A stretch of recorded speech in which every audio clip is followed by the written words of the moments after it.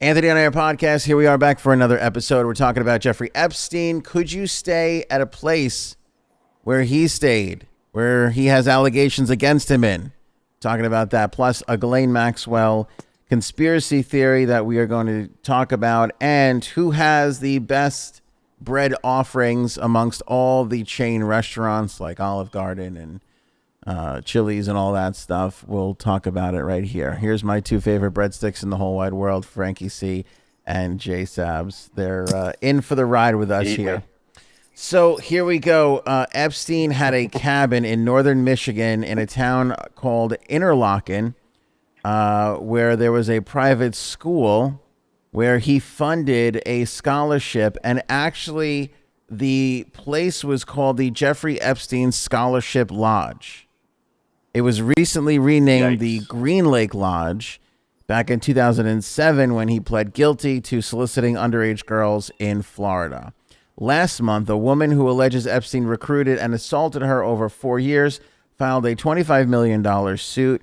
The woman allegedly recruited by Epstein was studying voice at the academy when she was just 13 years old.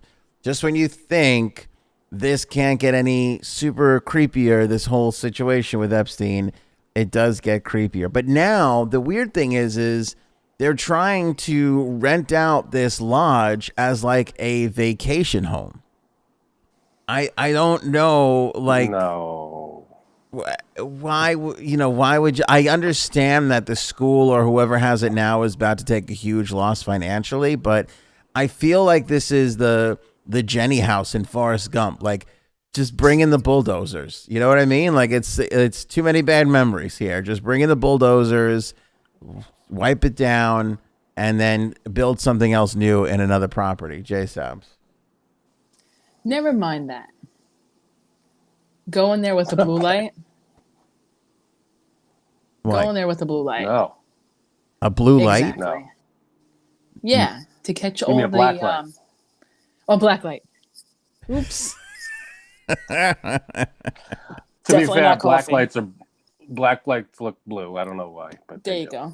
That's true. They do. Can't look. I don't know. I mean, yes. Should yeah. the place be swept for whatever? Probably, and I hope it was at the I'm sure time. it has been. Yeah, I'm sure it has been. But now's the time where structure and everything, it's got to go. You can't, like, they literally have this thing listed on like vacation rental sites, and look, it's like a disgusting Michigan cabin-y motif that kind of goes along with the stupid plane that we saw not that long ago. We talked about that. Link in the description on the YouTube channel if you want to see. Did they refurnish? Hopefully they did like a renovation to this place. No, I hope. I don't know. All I know is that they renamed it. I know that during the 90s. Oh well, all's forgiven then. Yeah, during the 90s, the Interlochen Center for the Arts was a boarding school, or is a boarding school, that Epstein donated to. So he would constantly just give a ton of money. According to MLive.com, the tuition there cost $38,000, and with boarding cost $60,000 a year to send your kid to the school. And this is so messed up. The lodge was listed in Epstein's notorious Little Black Book. The book had the names of many famous people, as we know: Alan Dershowitz, Harvey Weinstein's brother Bob Weinstein, Courtney Love, Donald Trump, this article points out. The book also had the name of 2 students who had attended Interlochen. Epstein's address book had the entries Michigan home and Epstein Lodge, as well as the P.O. box and address for Interlochen and 3 local phone numbers. From 1990 to 2003, Epstein funded the lodge as a donation to the school. Former students at Interlochen said they recalled Epstein and Maxwell appearing on campus. Epstein stayed at the lodge for a week in August of 2000. The school said it had no record of any complaint lodged against Epstein. It has long claimed that the school's policies would not have permitted Mr. Epstein any unsupervised access to students. Not only did Epstein fund the scholarship lodge, but he also hosted events for Interlochen alumni at his New York office, as well as his 7-story townhouse. Among the graduates of the Interlochen boarding school are big names such as singers Norah Jones and Jewel, as well as actors Felicity Huffman and Terry Crews.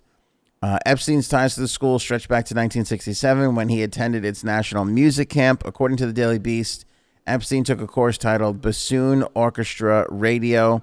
Last month, the woman filed a suit against Epstein's estate for more than $25 million. The unnamed woman who claims Epstein recruited her in 1994 when she was just 13 years old and a student at Interlochen was allegedly abused for more than 4 years. That's there's a whole bunch of bad mojo in that place. That's another one of those places that's got to be torn down, build like a shelter there or something positive there. Get rid of the building. It's not worth it. I mean, like, especially now that an article like this comes out, which again, like, this is the point of true journalism, because nobody wants to get the wool pull over their eyes. And you got to write an article like this to make everybody know. Thanks, Janine, for illustrating that. You got to write an article just in case for the hearing impaired.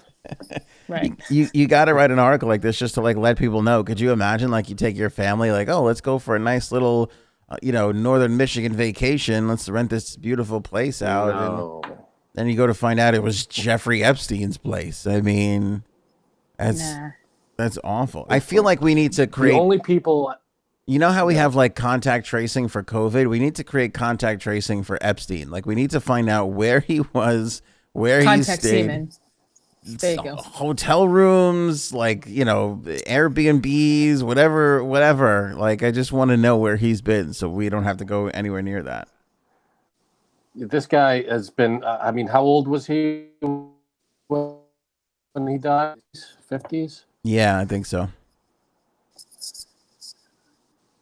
Okay.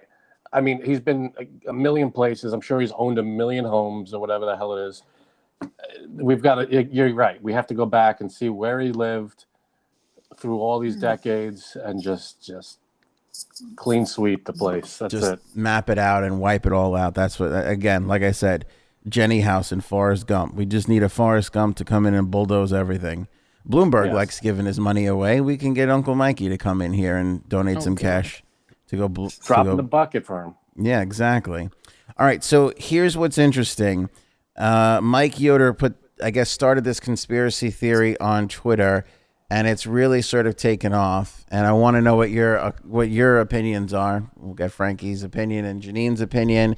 And we'll also get your opinion in the comments below on Facebook, YouTube, Instagram, wherever.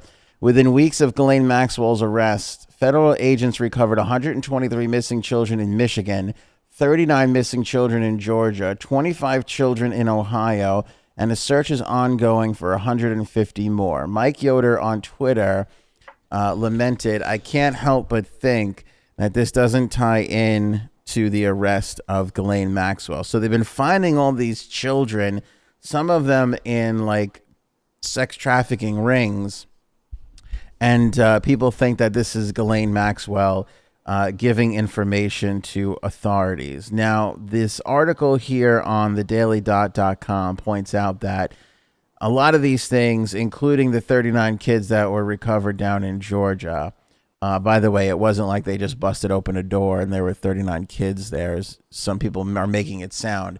This was 39 kids recovered through a period of time, all within an area, but still, regardless. So they're saying that investigation was going on for years and years and years and had nothing to do with Ghislaine Maxwell. But it's hard to ignore some of the other things in here, like the 123 children in Michigan, and the 25 kids in Ohio. I don't know. Like, again, I wouldn't doubt that this is a conspiracy theory that I feel like could go either way. I wouldn't doubt either way if either way turned out to be true. But gut feelings here. I mean, what do you think, Janine? I don't see it. I don't know. First off, I haven't actually read like a real true article about these children. Right? Because I mean, there's not a lot of information out there. Right. And this Daily Dot makes it seem like this is business as usual. Like, there's always children going lost. There's always children being found. Right. There's always things going on like this. Like, this is coincidental. But do you think it's coincidental? I do. Frankie C? It's weird because I don't know what the numbers are before this story came out. Like, are they finding, a bunch of children before Maxwell was in jail? Were the numbers like this, or is this like a huge uptick in kids, a number of kids found? I mean, Right. what's the difference before and after Maxwell's in jail? Yeah, and I think, and so according to this, the children in Michigan were found since 2018. So again, it's one of those ongoing things. So that's But before. it's weird though. Like you get these little theories and little nuggets of information that start online, and the thing just like sprouts and grows. I have a Yeah, question. just because one thing has a something in common with the other, it doesn't mean they're connected. Yeah. Right. Go ahead. But who's got the hawk in the background? That would be that Frank. would be me. It's actually, I think it's a blue jay or a bluebird or something, because I have my back door open in case my dog wants to go out, and then it's the yard, it's the backyard. Okay. Ooh. Okay. So these conspiracy theories that are popping up, people are saying it's the Bader-Meinhof phenomenon. Do you know what this is? Oh yeah, I think I wrote the book on that. The Bader-Meinhof phenomenon is like when you become aware of a certain topic, you become Look at his more face. hypersensitive to it. And Right. did we lose Frankie there? Right. And then you think everything is related to that, right? And then you think that everything has to Yes. do with that one thing. So it's like how you see something somewhere, or somebody tells you about a song or whatever, and then you hear it like 5,000 times since Right. that moment. Gotcha. Yeah, basically. I too think that it's one of those crazy coincidences, but I would not be surprised. Like if The number of kids found, that's a major deal. That sounds like a lot. I don't Yeah. know Right. if that's the usual case for a normal investigation or something, but that's a big deal. Agreed. it is a big deal, So- and like when my wife told me about it, like she told me about it a couple days ago. She's like, they found like 120 something kids in Michigan. I'm like, what are you talking about? And she's like, yeah. Yeah, that's huge. And then I didn't like read it, and I was like, and then she was like, we have to hold on to our children when we go out. I'm like, you're right, we really do. Like you kind of feel like, Invest in oh, those leashes. yeah, you feel like, oh, that whole abduction. Like when we were growing up, though, I feel like kids got abducted a lot more than today. I think so too. Yeah. Don't you feel There's that a way? lot more secure. Maybe if that's true, there are a lot more cameras around. There are a lot more people. I don't know if there's a higher awareness today than there was back then. Who knows? I just feel like I remember like one summer in particular. I remember like kids were getting like swiped up like crazy, and two strange guys like pulled up to. I was hanging out with my cousins in Jersey. Two strange dudes like pulled up to the house, and they were like, "Where can we get a burger and fries?" And my cousin was like, who's a little older than me. We were kids, you know. She was like, I don't think she might have pointed to a stand or said, "We don't know." And the guy was like, "I can't hear you. Can you come closer?" Oh no. And it was so creepy. And like my aunt popped it like onto the front porch because she was like, "What are you looking for? Get out of here!" You know. And they did. They got out of there. So it was like this weird. I never ever forgot that moment though. It was so creepy and bizarre. That's weird. Yeah. But I remember growing up, and there was like a rumor in our neighborhood that there was like a white van going around. So we would always, whenever we see a white van, we would run into the yard or whatever we would do. We would avoid it. yeah. So I remember knowing about stuff like that when I was a kid and actively trying to avoid other people. So I think it's helpful. I think it's helpful when parents tell their kids that stuff like that is possible. Oh yeah, definitely. I wonder about that. Did you hear about the white van thing too, Janine? Though, because I feel I like did. Is Is that that like a what is it? Urban myth. Urban legend. Yeah. that feels urban like an legend. urban myth, urban legend that probably has like some 10% truth to it, like how like you can get razor blade in the apples around Halloween time, like that whole thing. Like I'm sure Oh, there was God. someone that did that. I'm sure that wasn't made no, up. I That think had the to be from no, I something, think right? the Yeah. story is that it had like one person did it and it grew into Yeah, this maybe. such a huge thing that it spread all over the world of like, don't take the apples because somebody put razor blade. But like there's a difference of one person did it somewhere and then everybody telling you this happened to my cousin. Like, Yeah, this happened to my cousin. You Right. know, Yeah, that's true. like I just said 5 minutes ago. when I was by my cousin's house.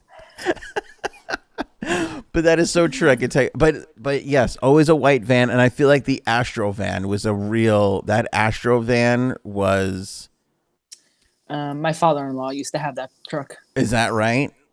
He did. The Astro van is like Hitler's Creep. mustache. You just can't you can't look at that mustache and think anything but Hitler. You can't look at that van and think anything else but somebody's kidnapping a child in that van. Exactly. I don't know. The Astro van. I'm. You gotta have to put a picture up or something. The white Astro van is the Hitler mustache of kidnapping children. No, my father used to have like a bluish grayish one. So Why? Why? I don't even know why. Like there are so many other vans that you could use for work that are better than Better that. not a rape van. And that rape van, yeah. Do you know how many white Astro vans they have on the Law and Order SUV? Yeah, lot? exactly. Like That would be SVU. what did I say? Did I say SUV? You said SUV. I'm Yeah. not the only one drinking today. Yeah, well, you get the point. Like, look, like It is here, a like holiday. this is just here's a great little example. There's a couple of images of the Astro van. They're just that's the van you get abducted in, like for sure. Yeah, avoid Slides those. open. Do you guys want some candy? I don't think. I mean, no other van company sponsors this video, so we're not like trying to put down Exactly. a company. No, Sponsored by Dodge. no, but after a while, I don't think they make the Astro van anymore because I think it got so like Bad reviews. Yeah. branded as like the abduction van that they just like, all right, we got to stop making these, and they just call their van something else. I don't think they call it the Astro van anymore. Bad But- rap. Anyway, all right, final topic here on the podcast today. This is trending on Twitter right now, and it's an interesting topic to discuss. Who has the best bread offering out of all the major chain restaurants? And I'm sure I have a yeah, you guys like all have your favorites, but let me give you the list as this person had originally tweeted, and I found it funny that they tweeted the list and left off the Cheddar Bay biscuits of Red Lobster, but they Oh my God! What? they later added that back on, Okay. so it's okay. Can't trust them.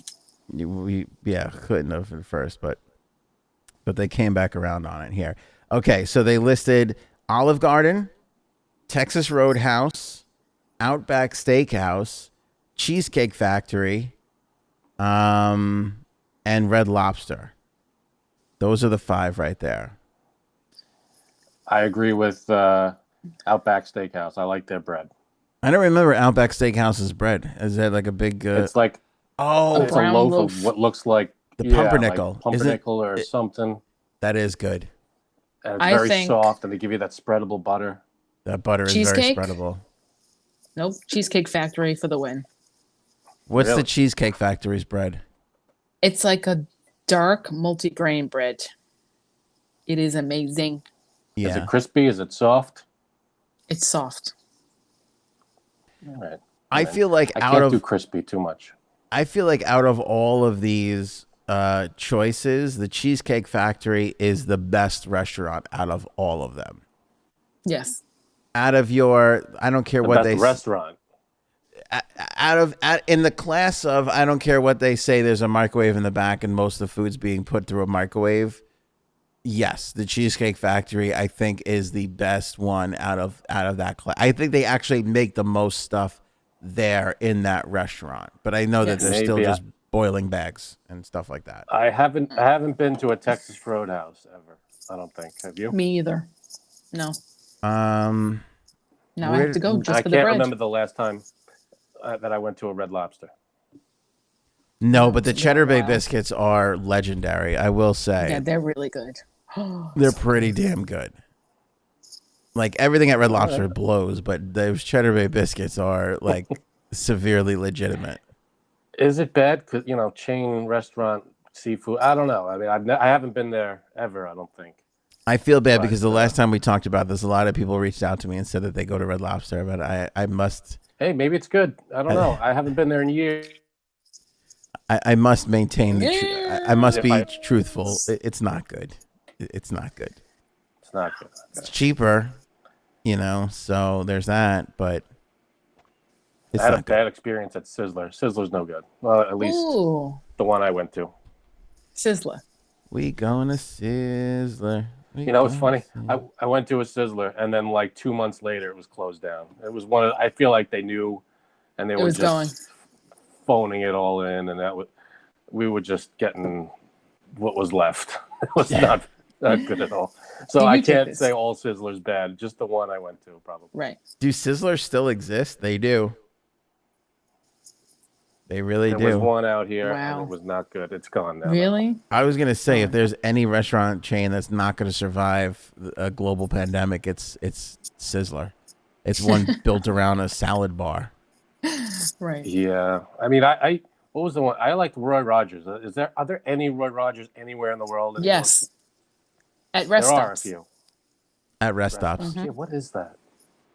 Yeah, because they just out here. Because they just licensed the name at this point. Then it's just the name and just awful roast beef. Yeah, but the food is different. It's not like you're getting McDonald's food under the Roy Rogers name. It's a different way of making the food, I guess. No, but I'm saying it's probably whoever runs the rest stop just licensing the name and just putting their French fries and their whatever their shit is through the mill.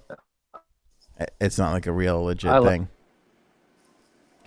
I went to a restaurant. I took my wife and I went up to Mystic, Connecticut a couple of years ago before the kids were born, and we had this like romantic weekend, and we stayed at this place, and it was like this. We booked this place because there was like a fireplace in the room, and she was obsessed with fireplaces in the room. So I was like, oh, and this was pre TripAdvisor being like super good and detailed with photos. So it was like, oh, there's a fireplace in the room. I'm like, this will be great. We'll do it up. We get there, it's like the worst, shitty IKEA fireplace. Yeah, it's just the whole thing is awful. So I'm like, whatever. Plug in. It's plugged into the wall. You flick a switch, it picture comes up. It's not a fireplace at all. It's just awful. Oh, wonderful. So we're like, we'll make the best of it, So we go out for like this romantic dinner, like at the place, because it was like we were gonna like try and like stay at the place, like a resorty thing. We go and the meal was okay, it was nothing crazy right about whatever. Friggin', I swear to you, like 3, maybe 4 months later, that restaurant shows up on Restaurant Rescue, whatever the Gordon Ramsay. No way. That's hilarious. I never felt more sick in my life 4 months after the fact. It was so disgusting. Did they show like old meat? Oh, there was Old just meat and gross kitchen bugs and raw meat, and it was the all-star game of Restaurant and Rescue. It was just awful. It was just everything wrong with a restaurant. The owners didn't care.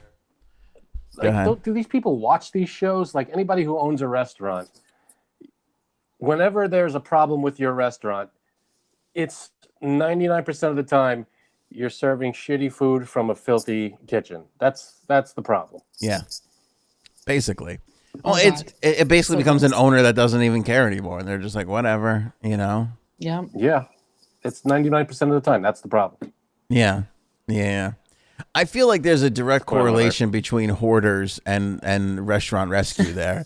like there's like just like if you take a lazy restaurant owner and tick them just one more notch over to laziness, they become a hoarder. That's really it. You have a slightly more motivated hoarder that is a part of Restaurant Review. I know I keep saying Restaurant Rescue, but I don't know what it's There's actually a few episodes. There's one in particular I'm thinking of with Gordon Ramsay when it's Kitchen Nightmares, and there was a guy who was a hoarder, and he had a restaurant, and it was one of those places that had like all the stuff on the walls, like you'd see like a bicycle tire, gross, like a lawnmower stapled to the wall, and then you go to the back like storage of the restaurant, and it's just filled with all kinds of bullshit crap, and it was disgusting and dirty, and he had a problem, so they like pulled it all out and like threw it in a dump, and the guy was like beside himself with like, oh God, I need all this stuff.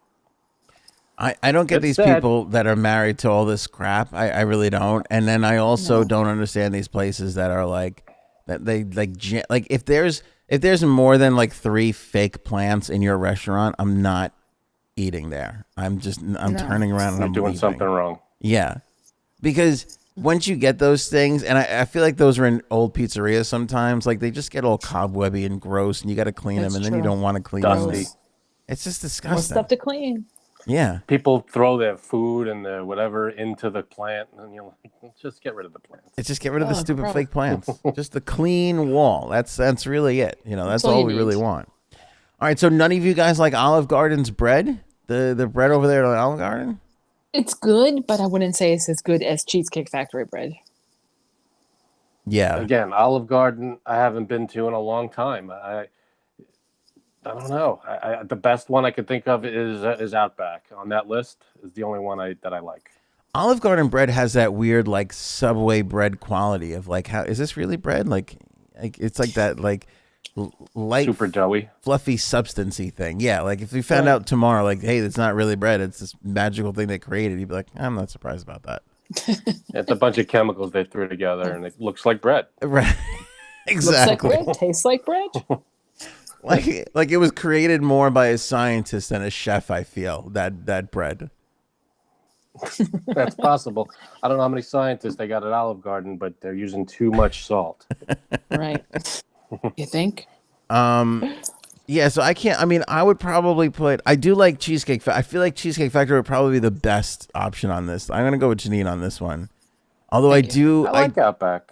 there is something about Outback where I feel like that bread is genuine and they give you those big, huge knives. I love a big fucking knife. Yeah, those giant. Yeah. It could be a butter knife and a steak knife. Right. You Right. you smear that butter and that butter is so soft all the time. It's so good. It's good stuff. What? You said schmear. Yeah. No good. Oh, no. You don't smear things. I schlep and I smear. don't like that. I do a little bit of everything there. You schmear. I'll smear it in there. Schmear this. Yeah, for sure. Here's the other thing. Here's the other compliment I want to give Outback. Coldest salads ever. I feel like yes. their salads are better than their steaks. Exactly. The salads are pretty good, right? Steaks are good. The steaks are okay, but I like the fries too. They have the bacon and the cheese melted all over it. It's fantastic. yeah, I don't really remember yes. those. But I feel like every restaurant should take a. That's the one thing they could take from Olive Garden. Just stick your salad in a freezer for 5 seconds before you bring it on out to me. It's nice and cold. Right, I come love on. that. I love a cold salad. That's the best.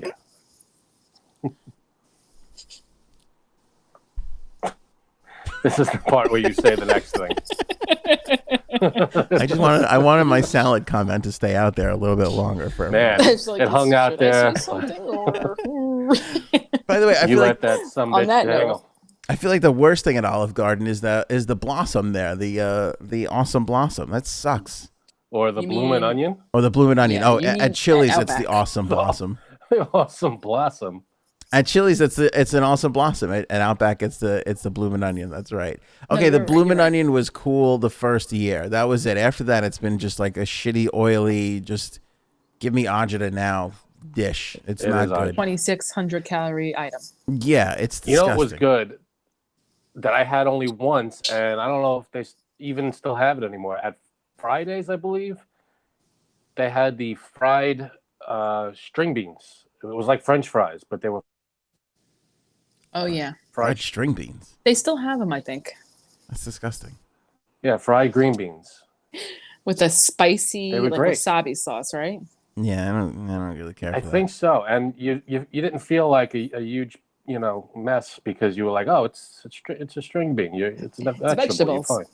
How are the fried? Yeah, we just not had a friend gathering and Janine brought fried pickles. I didn't have any. How were the fried pickles? Are they good? Oh, thought they were very pretty good. good. Yeah. Did you make them or did you get them somewhere? Oh, I, of course, made them. Okay. Yeah. That's a no. Just calling her No, I got smoking them from- Sal over there. I got them from Smoking House. Hey, they were good. No, they were pretty good. Someone, I think your husband put one of them on a hot dog, right on the top of the hot dog. Oh, that's a good idea. I didn't think Really? about that. Yeah, I would do that. Yeah, why not? Next time. I'm one of those guys who likes like a pickle on a hot dog or like cold tomato on a hot dog. Yeah. What's the place that dresses up the hot dog? It has like all those different weird, like a million I don't know, but that's big in like Detroit. Like Detroit, they have like the Yes. Coney dog there. It's like raw onions and all that kind of stuff on it. Yeah, like it's like Sonic. Is that what it is? Oh, Sonic, I maybe. think has it. Yeah, you're right. Yeah, Sonic is the chain that does that. Yeah. I don't think They always look good. the Sonic burgers. Yeah, Frank looks like one of the guys in the Sonic commercial. He looks like one of the dudes. That's the. In the old does. commercial, the old Sonic commercial. I don't think they run that one anymore. They don't have the two guys in the car anymore. I don't think so. Oh, I don't think I looked like it. Maybe from the side profile, pointy nose. You did it. You did before you got all old looking. Yeah, there we are now. All right, I think that's gonna wrap it up for us. You guys got anything else? I got Janine coughing on my my right here. Yeah, Janine's been drinking alcohol throughout this entire episode in a coffee mug like a true addict. Yeah, you don't got a A problem there. Hershey's mug. Yeah, it's not chocolate Oh. milk in there. What's Right, in? no, definitely not. What's in there? What does it say? It says Hershey's. Is that from your But it's recent trip definitely not. to Hershey? That's right. Oh my goodness, you bought a mug? Well, only because of the top. How it Oh, so those- closes. Well, how does it close? How does it? Like the top, it's spill proof. Oh, so it's Oh,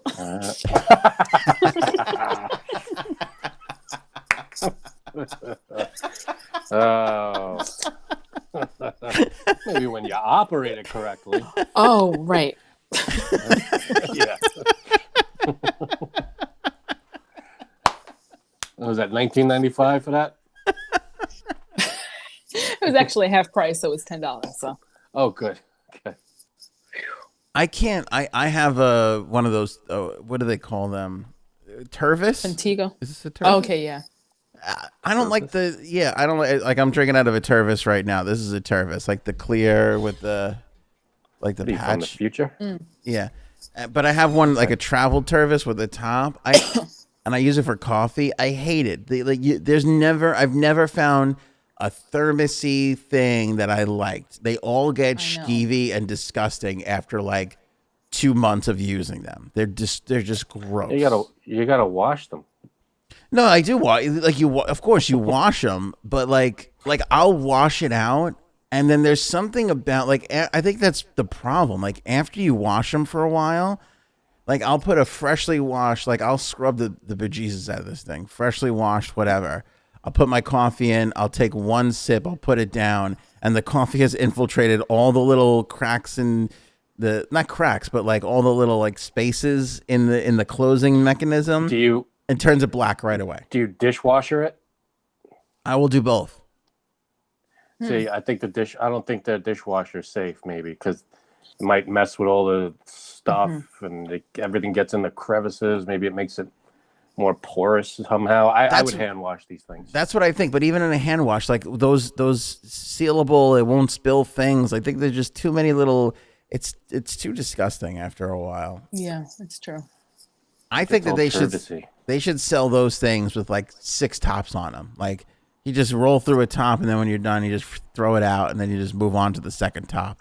Now you're talking. I think that's defeating the whole purpose of being greener and having your own travel mug. Why not just buy a coffee cup? That's why, yeah, I'd much rather just give me a coffee cup I could throw away at the end of the day. Like I much Right. prefer that than those things. Am I the only one that's just hearing this word Tervis for the first time? You've never heard of a No. Tervis before? No, that sounds like a made-up word from the planet Neptune. Frank. Okay, on that note, All right, Janine. Janine's Yeah, got to run. I drive a Ford Tervis.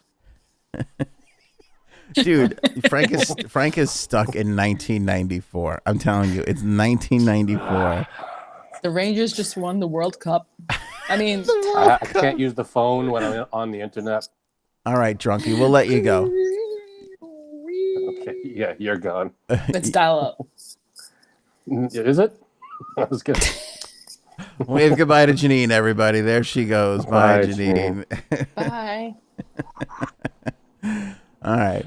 Yeah, Tervis has been a thing for like ever. They're like the plasticky like things that they.